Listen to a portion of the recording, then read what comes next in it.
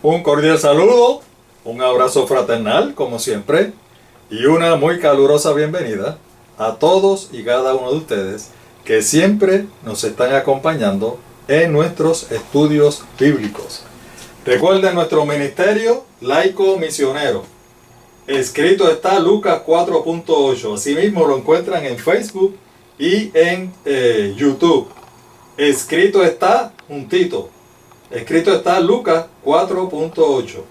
Recuerden que nuestro ministerio es un ministerio laico misionero.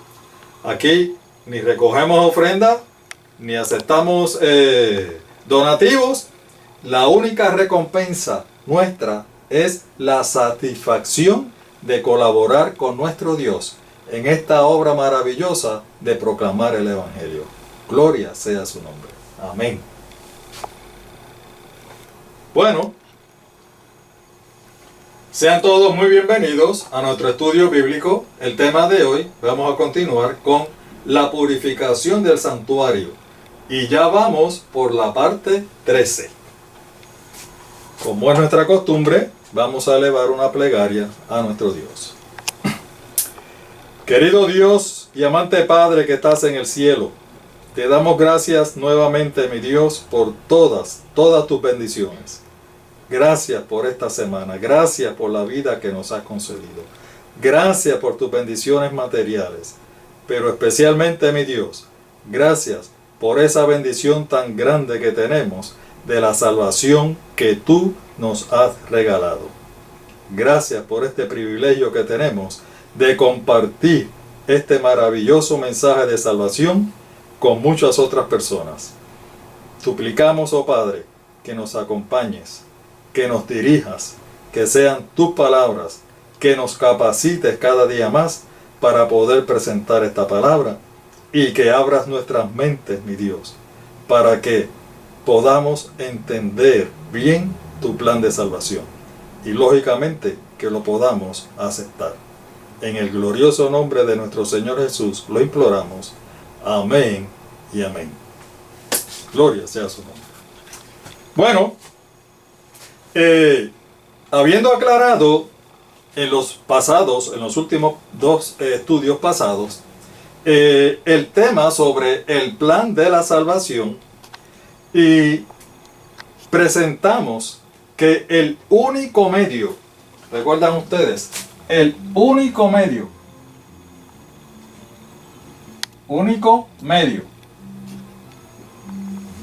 que Dios ha utilizado siempre a través de la historia y que fue planificado desde antes de la fundación del mundo, ese único medio de salvación, hermanos, ese único medio de salvación ha sido, fue y será a través de la fe en nuestro Señor Jesucristo.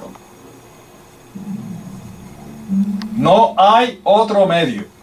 Es el único medio de salvación que Él ha previsto para nosotros que somos la raza humana.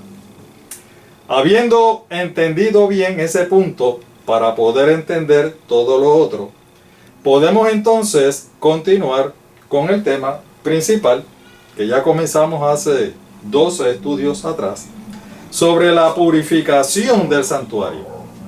Ustedes saben que en un estudio previo habíamos presentado el recorrido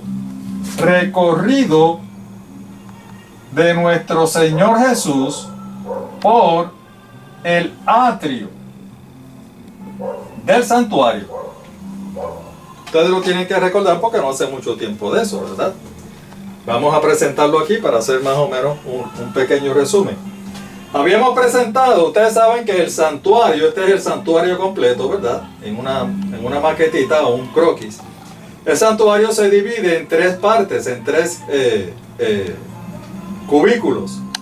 El atrio, el lugar santo, que es este, y el lugar santísimo.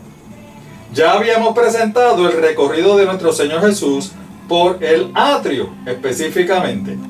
Y habíamos dicho que el recorrido de nuestro Señor Jesús en el atrio comenzó en la fuente. ¿Por qué en la fuente? Porque el comienzo del ministerio de nuestro Señor Jesús comenzó con su bautismo, su ungimiento en el río Jordán. Así que Él, contrario al recorrido nuestro, de nosotros los pecadores, que comenzamos en el altar del sacrificio, Él lo comenzó en la fuente, cuando comenzó su ministerio con su bautismo en el río Jordán. Y luego, 3 años y medio después, exactamente como decía la profecía, 3 años y medio después, entonces fue al otro mueble. Y entonces Él fue al altar del sacrificio, cuando 3 años y medio después ofreció su vida en la cruz del Calvario por el perdón de todos nuestros pecados. De esa manera, nuestro Señor Jesús hizo el recorrido en el atrio del santuario. Correspondería ahora, si ya hizo el recorrido del atrio, comenzar entonces su recorrido en el próximo lugar, que sería el lugar santo. Este es el otro compartimiento que sigue, ¿verdad? El lugar santo. Eso es lo que correspondería. Ahora bien, para poder comprender, hermanos, para poder comprender, y ustedes saben que hemos hablado desde que comenzamos el tema, la purificación del santuario, hemos estado hablando sobre las diferentes funciones, ¿verdad? Específicamente las funciones de nuestro Señor Jesús, nuestro Señor Jesucristo. Pues para que nosotros podamos comprender la función o las funciones de nuestro Señor Jesús en el lugar santo, tenemos que, por obligación, hacer referencia específicamente a la ceremonia. Ceremonia o servicio. Ceremonia o servicio. ¿Qué servicio, hermanos? ¿Qué ceremonia? La ceremonia que Dios le ordenó a Moisés que se tenía que hacer, precisamente con este objetivo, para el perdón de los pecados. ¿Están viendo? Ustedes recordarán que nuestro Dios le ordenó a Moisés que construyera el santuario. ¿Con qué objetivo, hermanos? Porque Dios quería habitar, que no es otra cosa que quería vivir en medio de su pueblo. Y por eso fue que Dios le mandó a construir a Moisés el santuario. Él quería habitar en medio de su pueblo. Pero el Señor no solamente le mandó a construir el santuario, sino que el Señor también ordenó específicamente las diferentes ceremonias o servicios que se tenían que llevar en ese santuario. Miren, mis hermanos, y si leemos la Biblia, específicamente el libro de Levítico, vamos a encontrar que Dios fue sumamente detallista, pero extremadamente detallista. Bueno, allí Él detalla hasta la forma en que los sacerdotes se tienen que vestir, la calidad de su ropa, todo, absolutamente todo, en detalle. Y uno se pregunta, oye, ¿por qué Dios se tomó tanta molestia en describir e ilustrar con lujo de detalles todas esas ceremonias? ¿Saben por qué? Porque, como hemos dicho previamente en nuestros estudios, lo que Dios quería a través del santuario era llevarles a su pueblo, hermanos, en este caso al pueblo de Israel antiguo. Pero nosotros también somos parte de su pueblo. Por lo tanto, esto no es solamente para el pueblo no era solamente para el pueblo de Israel, es para todos los que formamos parte de su pueblo. Todos. Los que eran antes y los que somos ahora. ¿Y qué era lo que Dios nos quería ilustrar? Nos quería mostrar gráficamente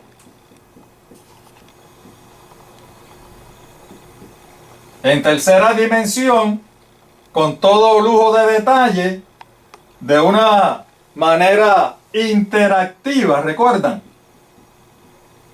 Interactiva, donde aquí nosotros tomamos parte. O sea que no solamente estamos mirando, estamos escuchando y estamos también tomando parte integral de esas ceremonias. ¿Y qué era lo que Él nos quería mostrar gráficamente? Pues nada más y nada menos que el plan de salvación.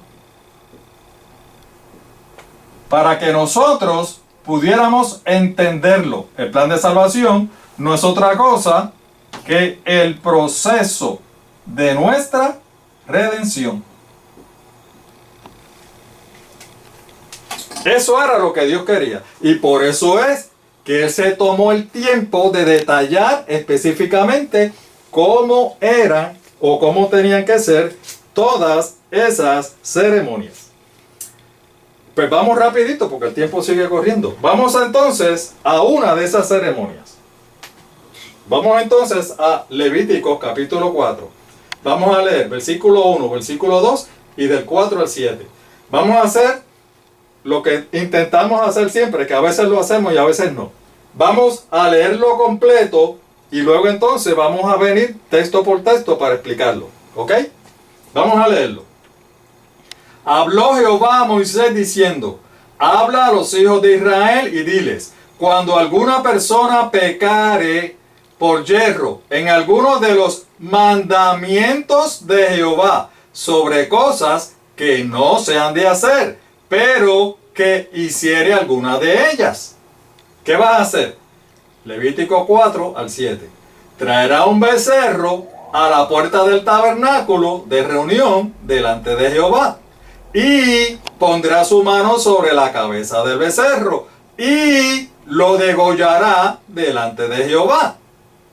Entonces, el sacerdote ungido que está celebrando la ceremonia, tomará de la sangre del becerro, de ese que fue sacrificado aquí, y la traerá al tabernáculo de la reunión. ¿Y qué más va a hacer? Mojará el sacerdote su dedo en la sangre que llevó al interior del tabernáculo, la sangre de este becerro o este cordero que fue sacrificado aquí, ¿verdad? Y entonces dice, mojará en ese cordero la sangre con un dedo y rociará de aquella sangre 7 veces delante de Jehová hacia el velo del santuario. Y luego, ¿qué más va a hacer? Luego, el sacerdote pondrá esa sangre, de esa misma sangre, sobre los cuernos del altar del incienso aromático, que está en el tabernáculo de reunión delante de Jehová. Y después, ¿qué va a pasar? El resto de la sangre, o sea, la que sobre,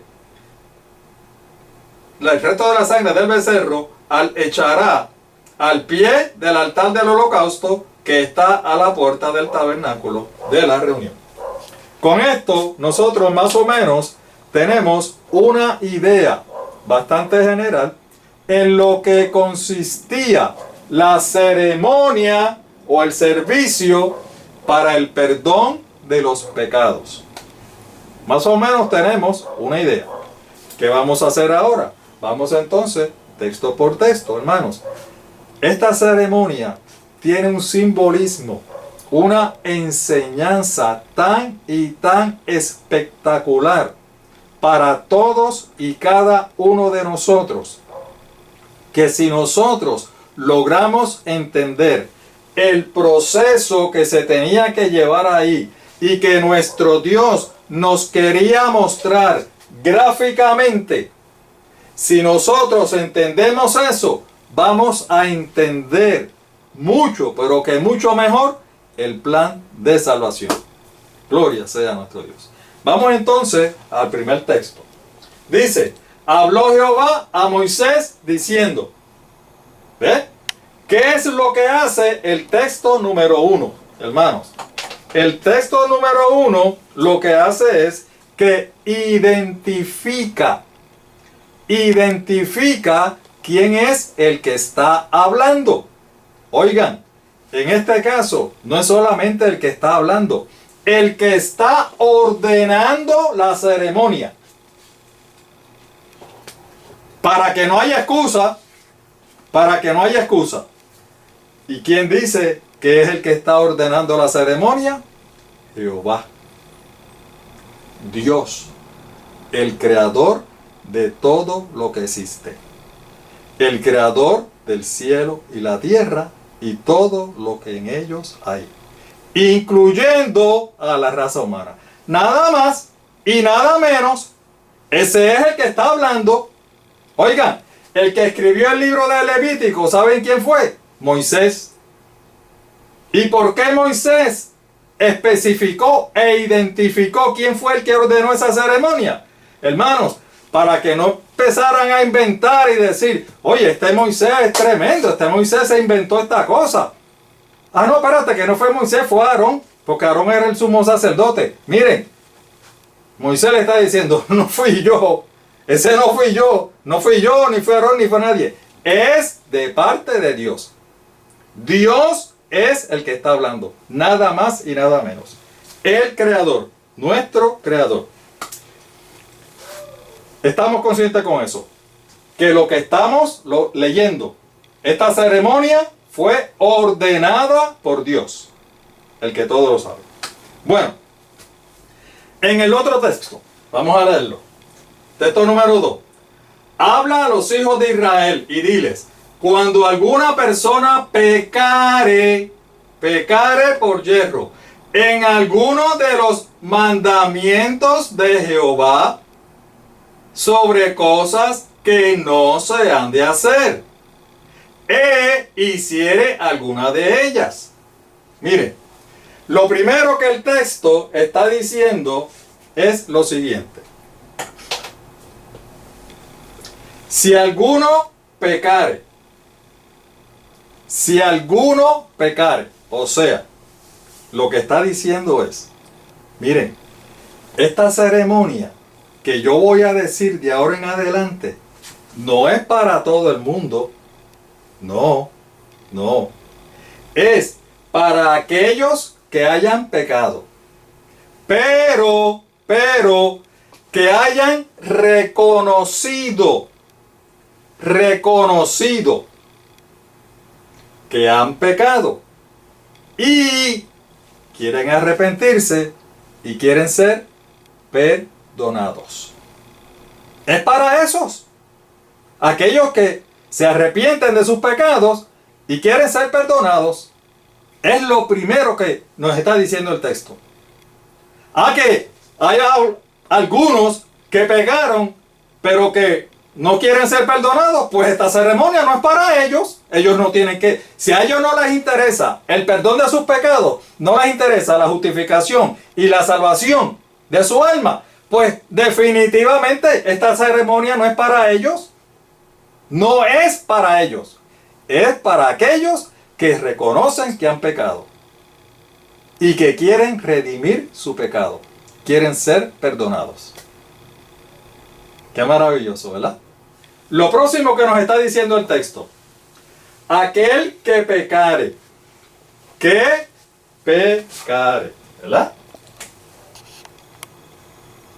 Entonces, nos dice, el texto nos dice, específicamente,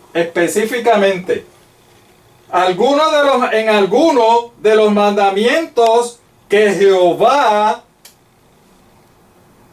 en algunos de los mandamientos de Jehová sobre cosas que no se han de hacer, pero que tú las hicieras. Oiga, ¿a quién se está refiriendo aquí? ¿A qué ley se está refiriendo aquí? Hermanos, es evidente, a la ley de los 10 mandamientos. A la ley de los 10 mandamientos. Es que se está refiriendo ahí. Por dos razones. ¿Cómo lo sabemos? Por dos razones. En primer lugar, porque menciona lo que Dios dice que no debes hacer, pero que lo hiciste. Que no debes hacer, pero que lo hiciste. ¿Qué cosa? No tendrás dioses ajenos delante de mí. No te harás imagen. No te inclinarás a ellos y los adorarás. Porque eso es idolatría. Luego dice, no matarás. No cometerás adulterio. No desearás la mujer, ni la codiciarás, ni esas cosas. ¿Qué ley habla de eso? Pues la ley de los 10 mandamientos. Que no debes hacer, pero que después tú te diste cuenta, oye, yo hice alguna de esas cosas, ¿ves? Las hice. ¿Están viendo? Se está refiriendo a la ley de los 10 mandamientos. ¿Por qué otra razón sabemos que se refiere a la ley de los 10 mandamientos? Hermanos, porque dice que si pecare,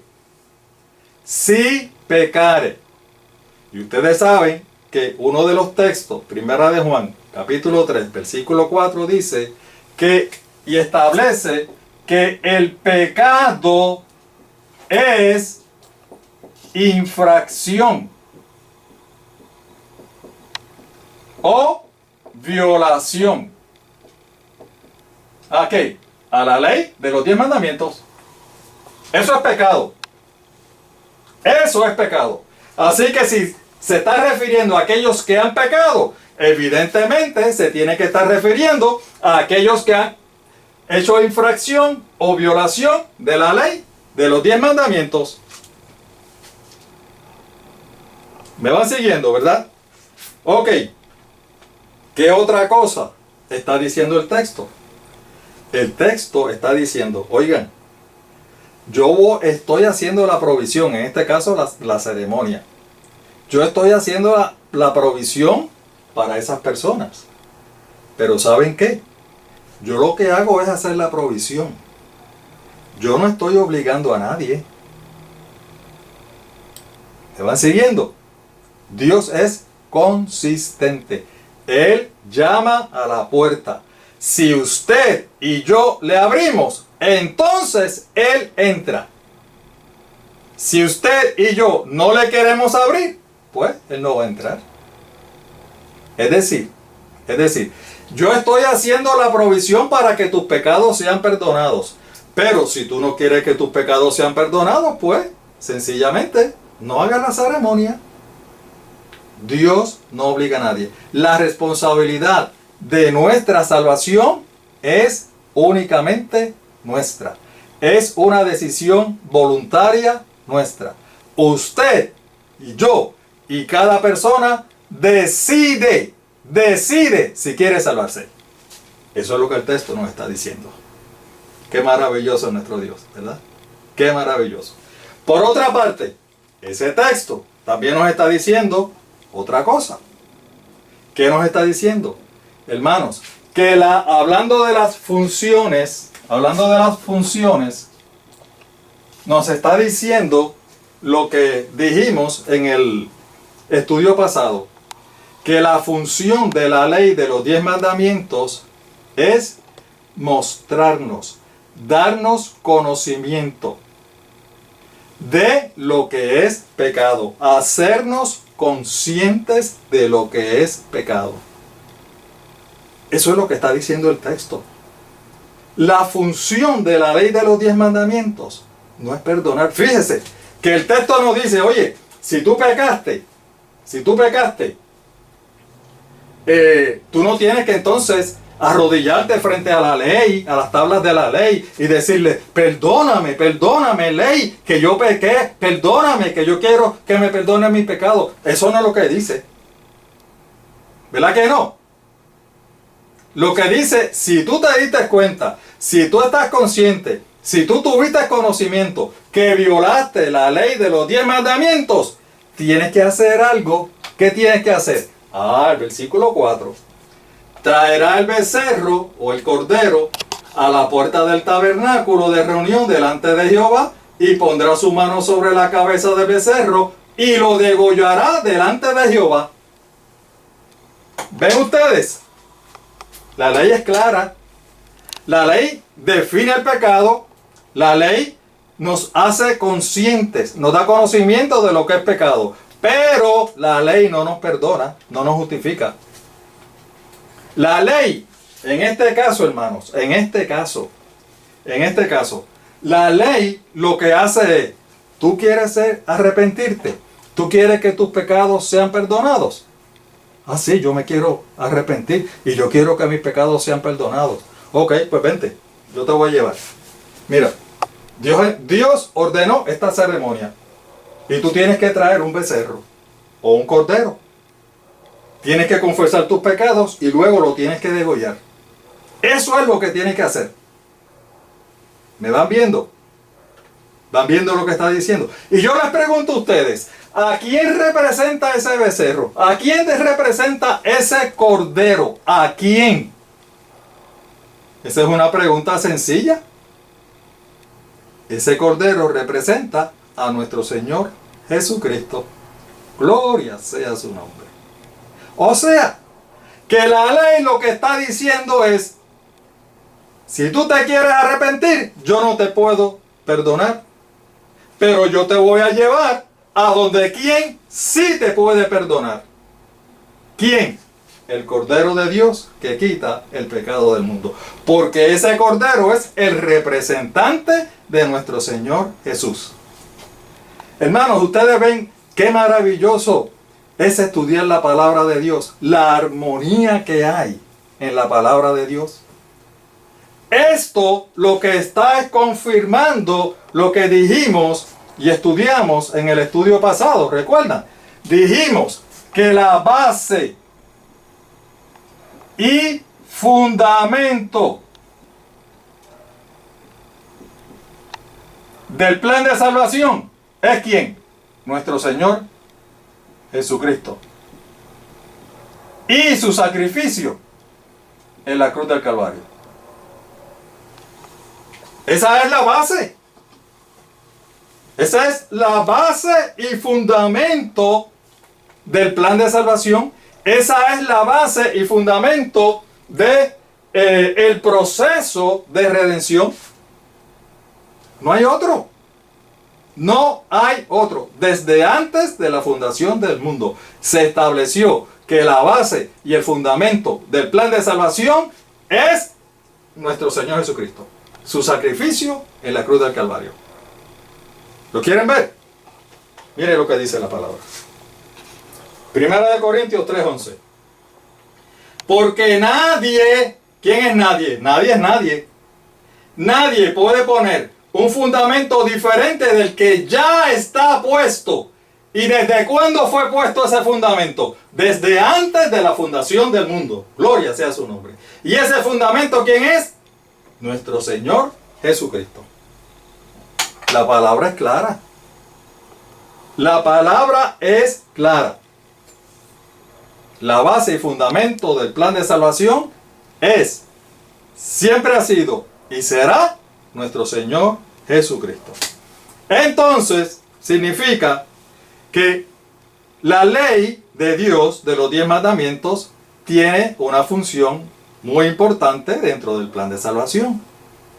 En este caso de la ceremonia en el Antiguo Testamento, era que una vez la ley le dijera a la persona, oye, ven acá, tú pecaste, fallaste aquí, fallaste allá. Y la persona se ve en la ley y dice, rayo, yo cometí pecado. Pues ley, perdóname. No, si yo no te puedo perdonar, vente. Yo te voy a llevar a... Yo te voy a decir qué es lo que tienes que hacer. Bueno, sacrificar al cordero. Llevarlo delante de nuestro Señor Jesús. ¿Ven? ¿Y cuál es la función de la ley hoy en día? La función de la ley de los 10 mandamientos continúa siendo exactamente la misma. ¿Por qué? Porque Dios no cambia. Dios es el mismo ayer, hoy y siempre. ¿Qué es lo que hace la ley ahora en nuestro tiempo? En el 2023. ¿Cuál es la función de la ley? Y me refiero a la ley de los 10 mandamientos. Pues sigue siendo la misma.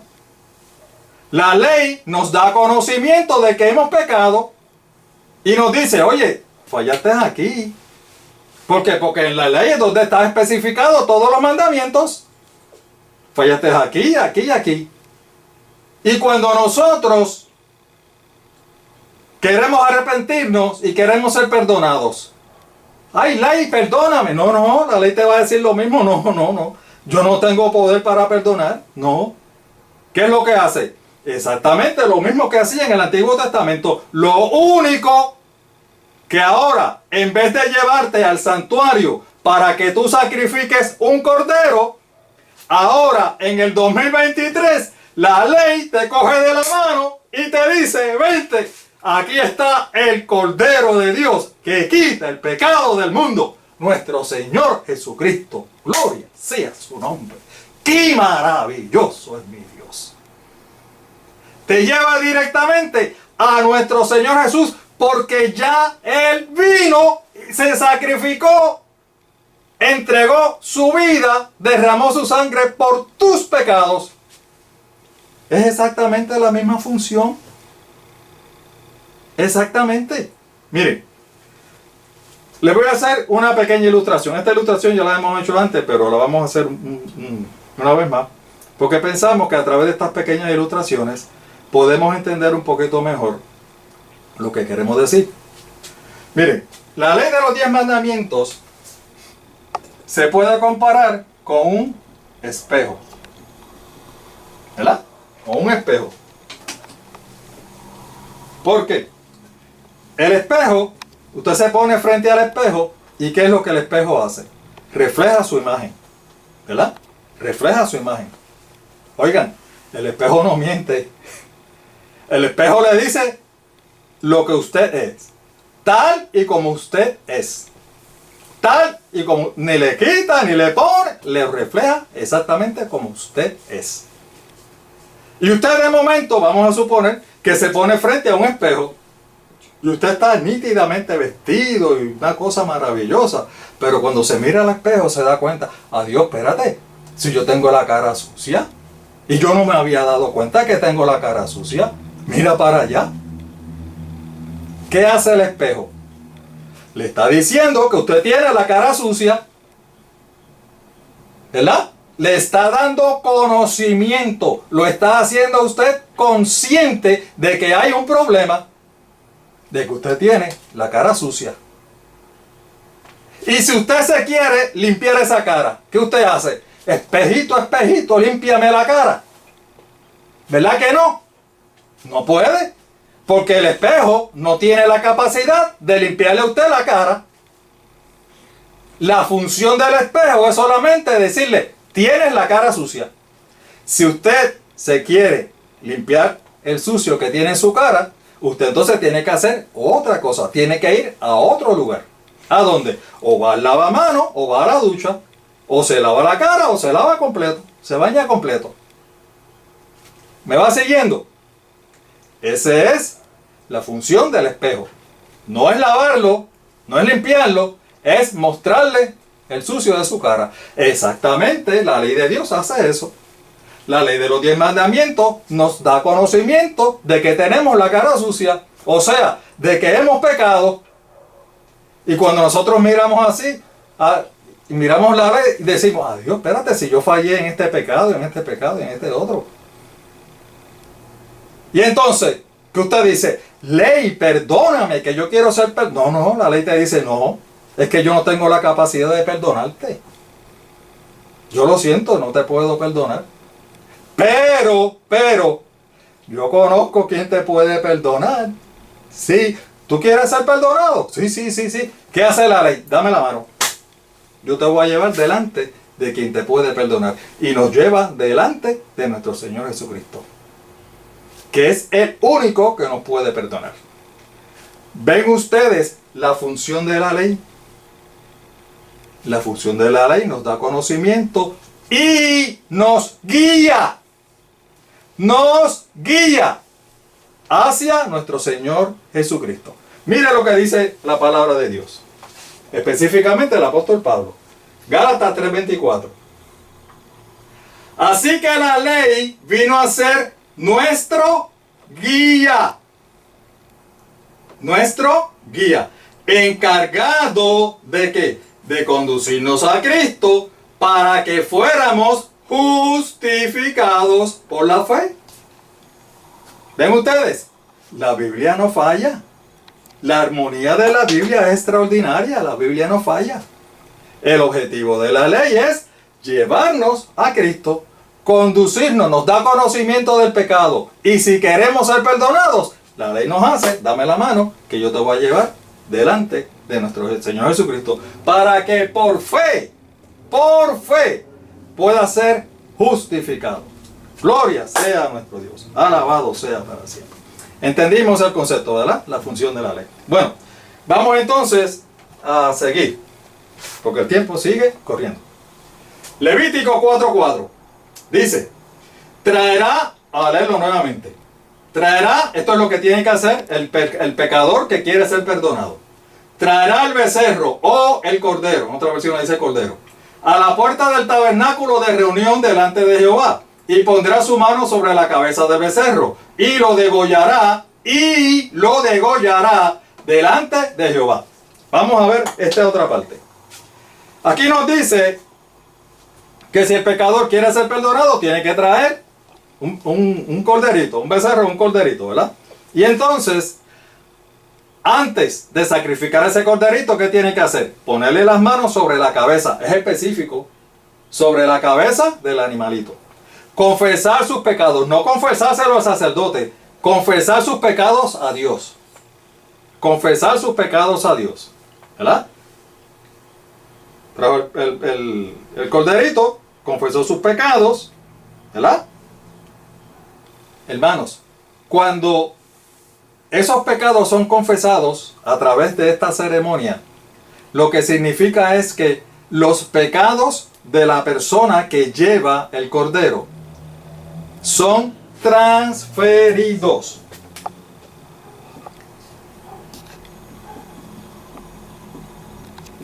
Estoy escribiendo rápido porque ya veo que el tiempo me va corriendo. Son transferidos. ¿A quién? Al cordero. Los pecados de la persona que lleva el cordero y confiesa sus pecados sobre ese cordero, los pecados de esa persona son transferidos a ese cordero. ¿Verdad? Eso lo entendimos. Y entonces nos dice que después que esos pecados sean transferidos a ese cordero, ¿qué tiene que hacer el mismo pecador? No el sacerdote. Hay muchas personas que tienen confusión y piensan que el sacerdote es el que hace el sacrificio. No, no. Ahí lo dice claramente. Lo dice. Vamos a leerlo otra vez. Pondrá su mano sobre la cabeza del becerro. ¿Quién es el que pone la mano? El pecador. Y lo degollará delante de Jehová. Quien lo degolla o lo degüella es el mismo pecador. ¿Verdad? Eso es lo que dice el texto. El texto, la misma persona. Hermanos, en la ceremonia, esa sangre que sale del cordero se tenía que dejar derramar completamente. O sea, el cordero se tenía que desangrar completamente hasta que no le quedara una gota más de sangre en su cuerpo. Y esto trae un simbolismo para nosotros, una enseñanza tremenda para nosotros. ¿Por qué? ¿Por qué? Por dos razones. Número uno. Mira lo que dice Levítico 17:11. Porque la vida de toda criatura, ¿de quién? De toda criatura. ¿Está en dónde? En la sangre. Yo mismo os la he dado a vosotros sobre el altar, para que hagáis propiciación por vosotros mismos, ya que la propiciación se hace por medio de la sangre. ¿La qué? La propiciación se hace por medio de la sangre. Esto es lo que dice Levítico. Vamos a ver lo que dice el libro de los Hebreos, el Nuevo Testamento, 9:22. De hecho, la ley exige que casi todo sea purificado con sangre. ¿Por qué? Pues sin derramamiento de sangre no hay perdón. O sea, que propiciación y perdón significan lo mismo.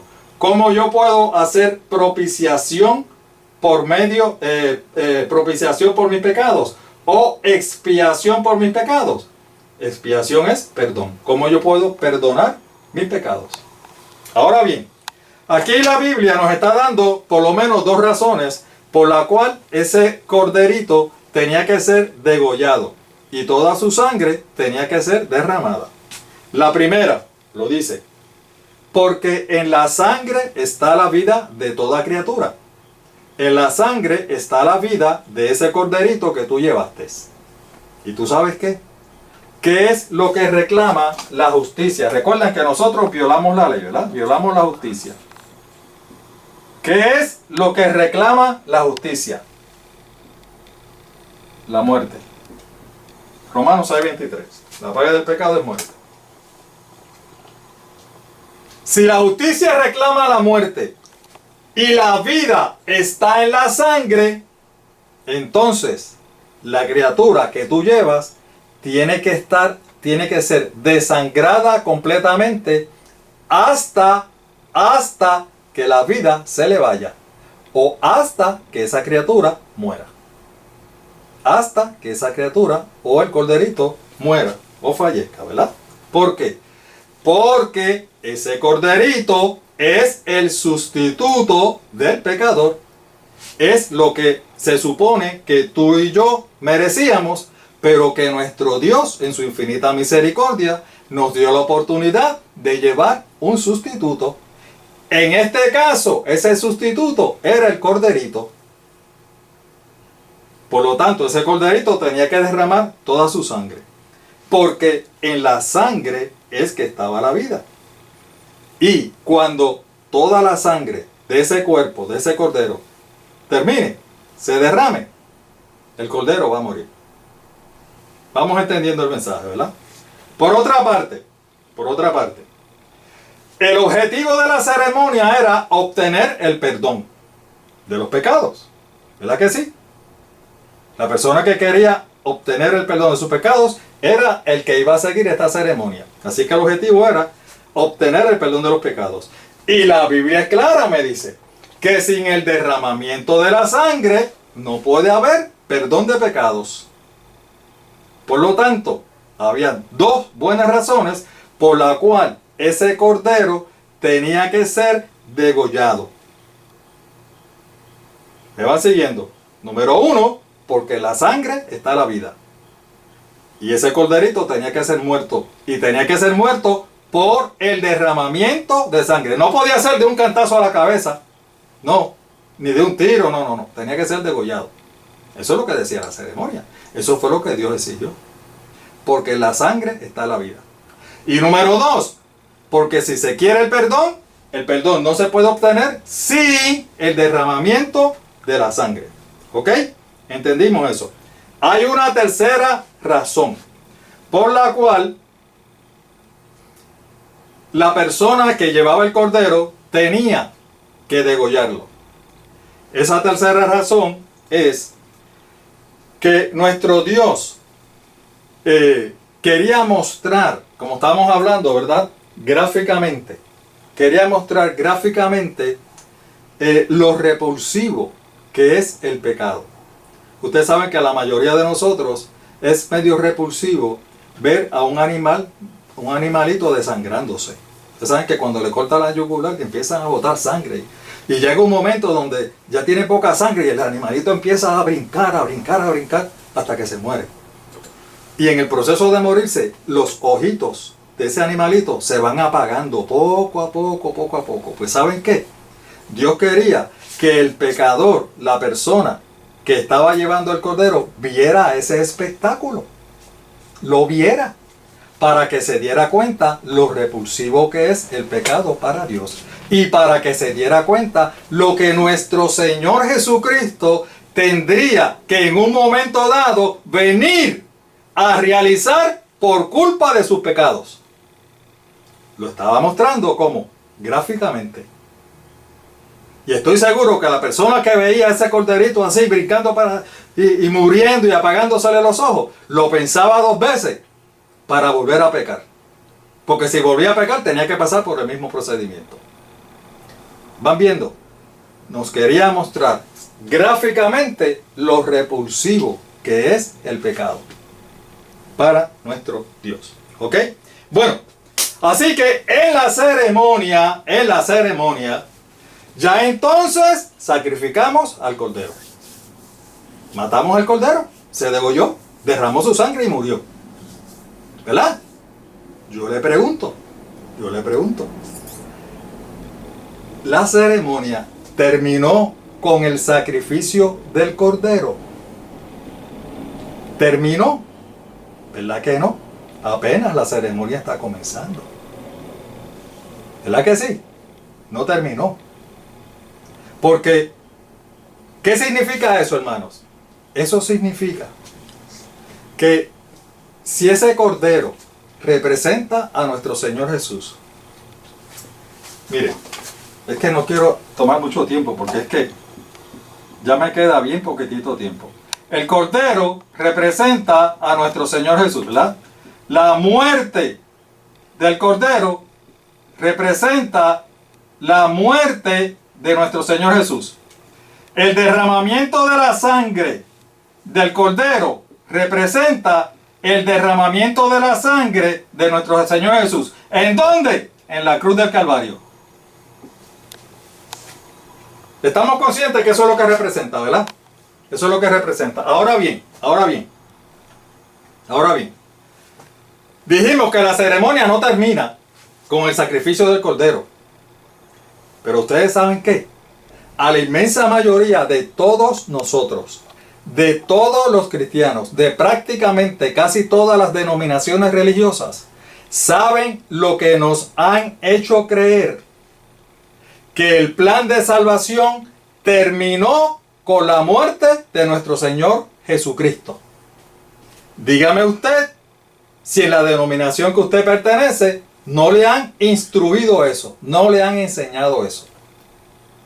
Que el plan de salvación terminó con el sacrificio de nuestro Señor Jesucristo en la cruz del Calvario. Con eso se acabó el plan de salvación.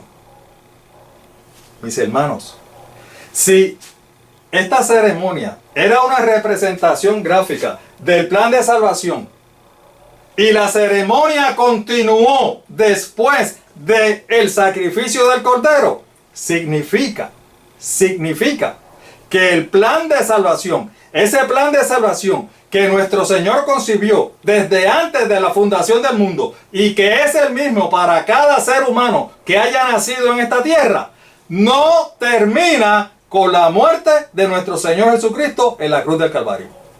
No termina. Eso es otro engaño del enemigo. ¿Ves?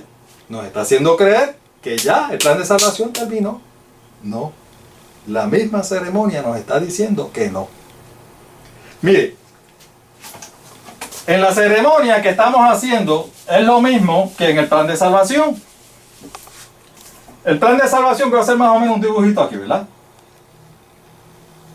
El plan de salvación comenzó aquí y termina aquí. En el plan de salvación está el sacrificio de nuestro Señor Jesús en la cruz del Calvario. Este fue el punto principal. ¿Por qué? Porque me dice que la base y fundamento de ese plan era este: el sacrificio de nuestro Señor Jesús, ¿verdad? Y lo que nos han enseñado hasta ahora es que aquí terminó el plan de salvación. Aquí terminó, miren, eso es lo que nos ha enseñado. El plan de salvación va de aquí hasta aquí nada más. Sin embargo, la Biblia nos está diciendo que no es así. Oye, todavía le queda la mitad de la ceremonia. O sea que el plan de salvación no ha terminado. Lo que nos han enseñado es una parte del plan de salvación. Esta otra parte no nos la han enseñado. No nos la han explicado. ¿Lo ven? No nos la han explicado. Miren, como dije, el enemigo nos tiene engañado con esa creencia. Yo le quiero hacer un reto, como lo he hecho en otras ocasiones. Vaya donde su dirigente espiritual, su dirigente religioso, el que sea, pastor, ministro, sacerdote, el que sea, y hágale la pregunta: oiga, ¿dónde es que termina el plan de salvación? Ese plan de salvación, ¿dónde termina? Estoy casi seguro que le va a decir: termina en la cruz del Calvario. Ah, no, el plan de salvación terminó en la cruz del Calvario. Ahí se acabó todo, ahí, olvídate de eso, ya con eso se acabó. Ya con eso se acabó. Pues miren, si ese dirigente religioso le dice a usted que terminó en la cruz del Calvario, le está diciendo una mentira. Lo está engañando, está siguiendo los sofismas del enemigo. Y usted entonces se está dando cuenta de que está en el lugar equivocado. No está en el lugar correcto, lo están engañando. Así como también, recuerdan en el pasado estudio, si usted le pregunta: oiga, ¿cómo era que en el Antiguo Testamento, cómo era que la gente se justificaba y se salvaba? Ah, se salvaba a través de las obras, guardando la ley. Y ahora, ¿cómo nosotros nos salvamos? Ah, por la gracia, por la fe. También le está diciendo otra mentira. ¿Van viendo? Mentira tras mentira, engaño tras engaño. Entonces, usted tiene que decidir si usted es fiel a Dios, todo con mayúscula. Si usted es fiel a Dios, o si usted es un fanático religioso. Esa decisión la toma usted. Si usted es fiel a Dios, usted quiere hacer lo que la Biblia dice. Y usted quiere y tiene que creer lo que la Biblia nos enseña. Y si usted tiene una creencia diferente a lo que la Biblia dice y la Biblia nos enseña, si usted es y quiere ser fiel a Dios, usted tiene que hacer cambios en su vida para poder seguir siendo fiel a Dios. Porque usted se está dando cuenta: oye, en este sitio donde yo estoy no me están enseñando las cosas correctamente. Hay muchas cositas que están fuera de lugar, ¿no? que no me las han enseñado bien, o que me las están enseñando mal, engañosamente. Si usted es fiel, usted hace esos arreglos.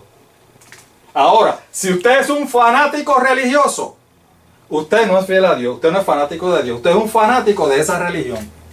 A lo mejor usted es un fanático de esa persona que dirige esa iglesia. Y como a usted le gusta cómo predica y habla bonito y todas esas cosas, pues entonces usted no es fiel a Dios, usted es un fanático de esa persona. O usted es un fanático de esa iglesia. Me van siguiendo. Usted tiene que hacer la separación. O usted es fiel a Dios, o usted es un fanático religioso. Dios le ayude para que usted pueda ser fiel a nuestro Dios. Vamos a volver un momentito a Levítico 4, 5 y 6. Dice: el sacerdote ungido tomará de la sangre del becerro y la traerá al tabernáculo de reunión. Usted ve que la ceremonia no había terminado. La ceremonia continuó después del sacrificio del cordero. El sacerdote ungido tomará de la sangre del becerro o del cordero y la traerá al tabernáculo de reunión. Y luego mojará el sacerdote su dedo en la sangre y rociará de aquella sangre 7 veces delante de Jehová hacia el velo del santuario. ¿Qué es lo que nos está diciendo estos textos? Vamos a mostrarlo ahora a través de la figura del santuario. Miren, ese sacrificio se está haciendo aquí, en el altar del sacrificio, ¿verdad? Aquí fue donde se trajo el corderito, aquí fue donde se sacrificó, aquí fue donde se está derramando la sangre. ¿Qué tiene que hacer el sacerdote? Mientras ese cordero está derramando su sangre aquí, en el altar del sacrificio, tiene que buscar un envase. Y tiene que coger parte de esa sangre en ese envase, ¿verdad? Parte de esa sangre en ese envase. Luego que coge parte de la sangre de ese envase, ¿qué es lo que tiene que hacer? Está diciendo que tiene que entrar al tabernáculo, o sea, específicamente al lugar santo. Luego de eso, el sacerdote que está aquí oficiando la ceremonia, tiene que venir y entrar al lugar santo. ¿Lo van viendo? Al lugar santo. Luego que entra aquí, con esa sangre en ese envase, se tiene que parar delante de Jehová, o sea, aquí, y delante del velo. Este es el velo que se refiere. No es este. Este es el velo para entrar en el lugar santo. Este es el velo que se está refiriendo. Se tiene que parar delante de ese velo. Y con esa sangre, le voy a mostrar más o menos lo que tiene que hacer. Asumiendo que este es el velo. El velo está aquí, ¿verdad? El velo está aquí. Al otro lado está el lugar santísimo, donde está la presencia de Dios.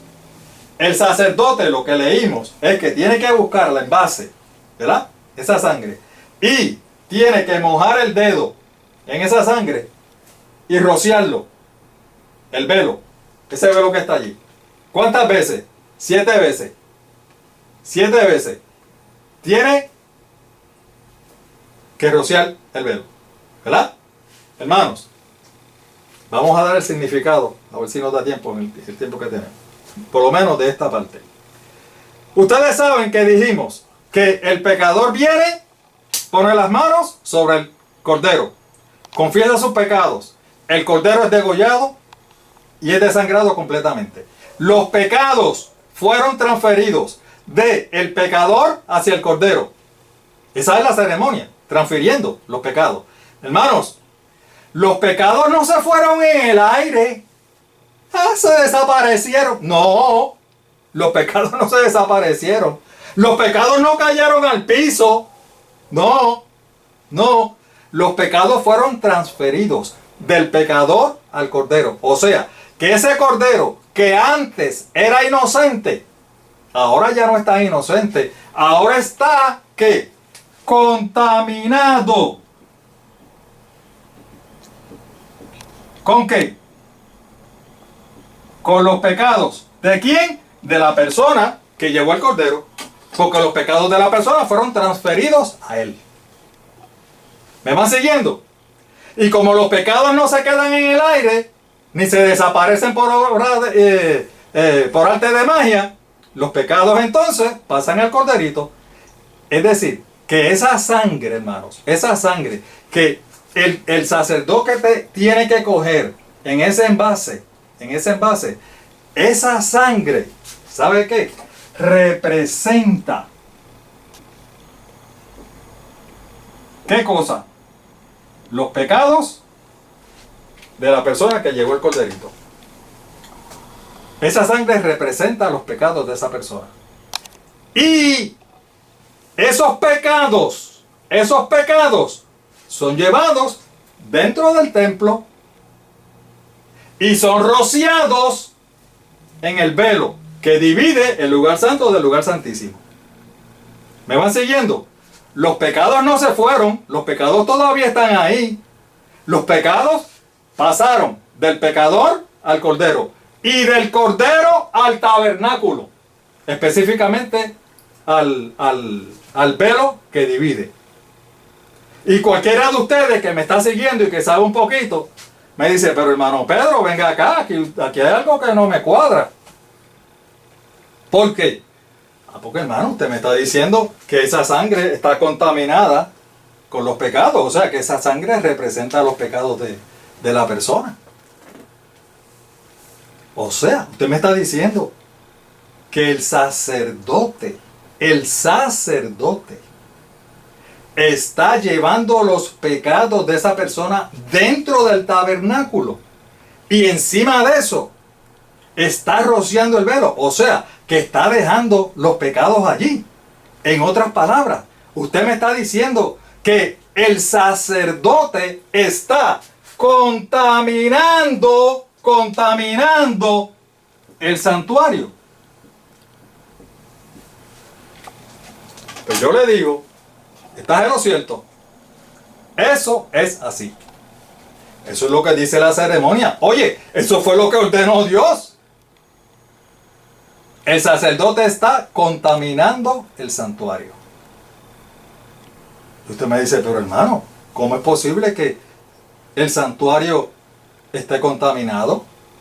Y yo le digo, pues precisamente por eso fue que nuestro Dios creó una ceremonia que se llama la purificación del santuario.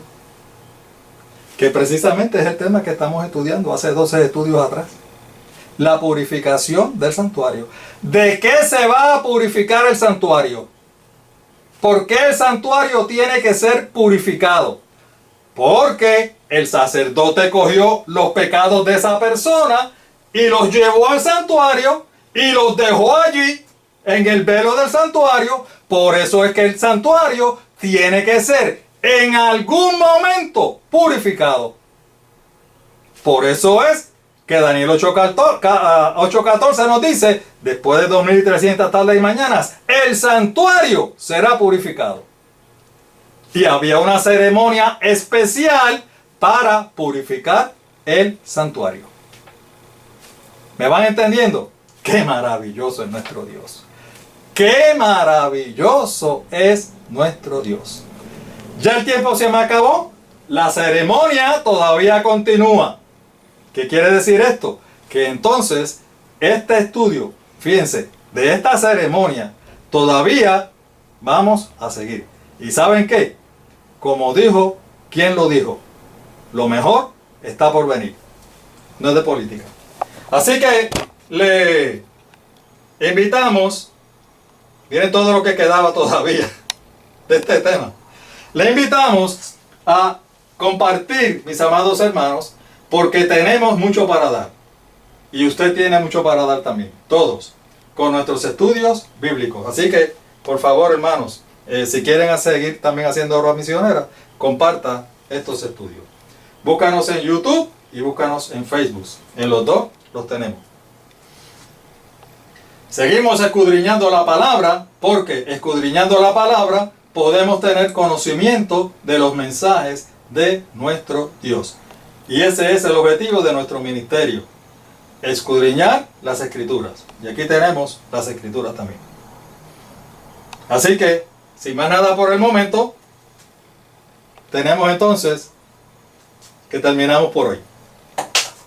Les esperamos en el próximo estudio. Que nuestro Dios nos bendiga a todos.